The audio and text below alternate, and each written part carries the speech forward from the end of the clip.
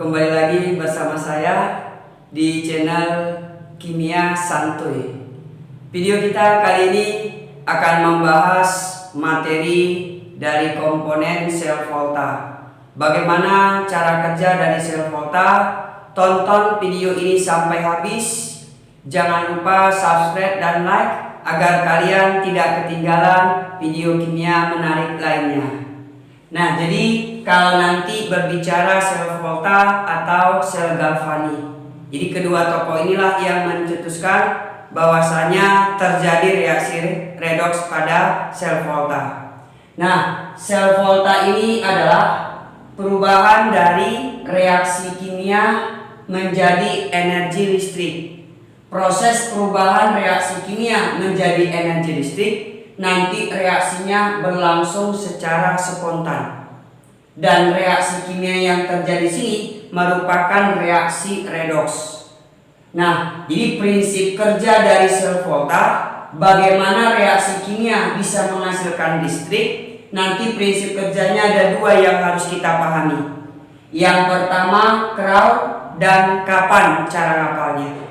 Nah, yang pertama Crow. Crow itu artinya katoda mengalami reduksi dan anoda mengalami oksidasi. Jadi tempat berlangsungnya reduksi adalah katoda, tempat berlangsungnya oksidasi adalah anoda. Jadi kita buat Crow, katoda mengalami reduksi dan anoda mengalami oksidasi. Jadi cara ngapalnya biar enak, Crow. Yang kedua kapan. Nah, kapan ini katoda elektrodanya positif dan di anoda elektrodanya bermuatan negatif. Jadi bisa kita tulis katoda elektrodanya positif dan anoda elektrodanya negatif. Jadi prinsip kerjanya ada dua, Crow dan kapan. Nah, bagaimana nanti cara memahaminya? Sebagai contoh, kita buat ada reaksi redoks, yaitu antara Zn tambah Cu2 positif menghasilkan Zn2 positif ditambah Cu. Dari sini reaksinya Zn mengalami oksidasi dan Cu mengalami reduksi. Jadi kalau nanti dalam reaksi ini kita buat setengah reaksinya, maka akan menghasilkan Zn teroksidasi menghasilkan Zn2 positif. Jadi kalau kita setarakan muatannya, ini 0, ini positif 2, maka di sini tambah 2 elektron. Kemudian Cu mengalami reduksi. Kalau kita buat reaksinya, Cu2 positif menghasilkan Cu. Maka biar setara, muatannya ini 2, maka ditambah 2 elektron.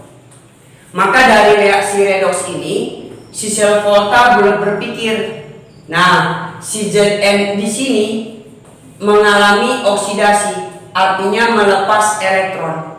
Dan si Cu mengalami reduksi, artinya menangkap elektron. Berarti ada yang melepas elektron dan ada yang menangkap elektron. Artinya terjadi serah terima elektron antara Zn dengan Cu. Karena ada serah terima elektron, si sel volta mulai berpikir, kalau dipisahkan dengan jarak tertentu antara oksidasi dengan reduksi, pasti elektronnya akan berjalan. Nah, elektron yang berjalan itu bisa menimbulkan arus listrik. Nah, dengan ide seperti itulah dipisahkan dengan jarak tertentu. Nah, wadah yang pertama kita masukkan batang Zn. Nah, di dalam wadah pertama ini Zn ini membentuk ion Zn2 positif. Maka di dalam wadah ini misalnya kita buat senyawanya zinkum sulfat ZnSO4. Maka di dalam wadah ini, di dalam larutannya, dia akan terionisasi membentuk ion Zn2 positif dan ion SO4 2-. Wadah yang kedua kita masukkan batang Cu. Nah, Cu ini membentuk ion 2 positif. Misalkan juga di dalam larutan ini kita buat senyawanya tembaga sulfat. Maka di dalam larutan ini senyawanya akan terionisasi membentuk ion Cu2 positif dan ion SO4 2-. Nah, Zn ini mengalami oksidasi. Nah, tempat berlangsungnya oksidasi itu nanti disebut dengan anoda. Jadi yang ini mengalami oksidasi. Oksidasi tempat berlangsungnya di anoda. Yang ini Cu mengalami reduksi. Nah, tempat berlangsungnya reduksi nanti disebut dengan katoda. Nah, karena si Zn ini mengalami oksidasi dan Cu mengalami reduksi, kalau nanti dipisahkan biar elektronnya berjalan, maka kita hubungkan dengan sebuah kawat. Nah, agar elektronnya mengalir. Nanti bisa kita buktikan dengan alat misalnya voltmeter, atau di tengah-tengah kita hubungkan dengan sebuah bola lampu.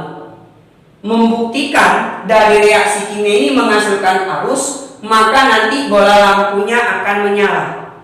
Nah, setelah dihubungkan seperti ini, ternyata elektronnya belum mengalir dan bola lampunya belum menyala. Maka terjadi permasalahan. Nah, permasalahannya apa? Perhatikan kembali. Zn ini teroksidasi membentuk ion Zn2 positif. Jadi Zn di sini membentuk ion positif. Nah, karena dia masuk ke Zn2 positifnya masuk kemari, maka ion positif di sini akan membutuhkan pasangan, yaitu pasangannya ion negatif. Nah, sementara ion negatif di sini, ion SO4 2-, sudah berpasangan dengan Zn2 positif yang lain yang sudah duluan di dalam larutannya. Maka si Zn ini tidak bisa masuk ke dalam larutannya karena tidak ada pasangannya. Nah, gitu juga dengan Cu. Cu2 positif mengalami reduksi. Jadi Cu2 positif ini mengalami reduksi membentuk Cu.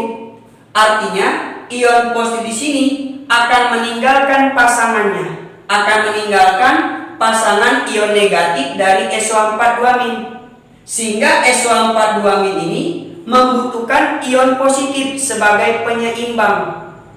Maka ion Cu2 positif ini tidak bisa mengalami reduksi. Maka si sel volta mulai berpikir, nah, kalau nanti elektronnya belum berjalan, maka dihubungkan dengan sebuah namanya disebut jembatan garam. Kita hubungkan kedua wadah ini. Kenapa disebut dengan jembatan garam? Karena berisi garam-garam. Dia garamnya berupa gel. Nah, garam itu gabungan dari asam dan basah. Misalkan garam yang kita masukkan adalah garam KNO3. Nah, kalau garam KNO3 ini kalau kita ionkan membentuk ion K positif dan ion NO3-. Artinya si Zn ini teroksidasi membentuk ion positif, maka membutuhkan pasangan ion negatif. Maka yang masuk kemari nanti adalah ion NO3-. Sementara yang di sini si Cu2 positif mengalami reduksi menjadi Cu, maka si SO4 ini membutuhkan ion positif. Maka yang masuk kemari adalah ion positif, dari sini adalah ion K positif. Nah, artinya si Zn ini nanti mengalami oksidasi menjadi Zn2 positif. Artinya batang Zn di sini dia nanti akan semakin tipis, semakin tipis. Kenapa semakin tipis? Karena Zn-nya terus mengalami oksidasi membentuk Zn2 positif. Sebaliknya, si Cu ini mengalami reduksi, Cu2 positif ini masuk ke elektroda di sini membentuk logam Cu, sehingga elektroda di sini nanti logam Cu-nya akan semakin tebal. Nah, jadi kalau nanti ditanya apa aja komponen di dalam sel volta, komponen di dalam sel volta harus ada anoda, harus ada katoda, dan harus ada namanya jembatan garam. Itulah komponen-komponen di dalam sel volta agar reaksi kimia bisa menghasilkan arus listrik. Nah, setelah dihubungkan dengan ini, setelah dihubungkan dengan jembatan garam, maka nanti elektronnya akan mengalir. Si Zn melepaskan elektron dan Cu menangkap elektron. Maka nanti elektronnya akan mengalir dari anoda, akan mengalir ke katoda. Jadi ketika elektronnya mengalir dari anoda ke katoda, maka nanti terjadi arus listrik mengakibatkan bola lampunya menyala.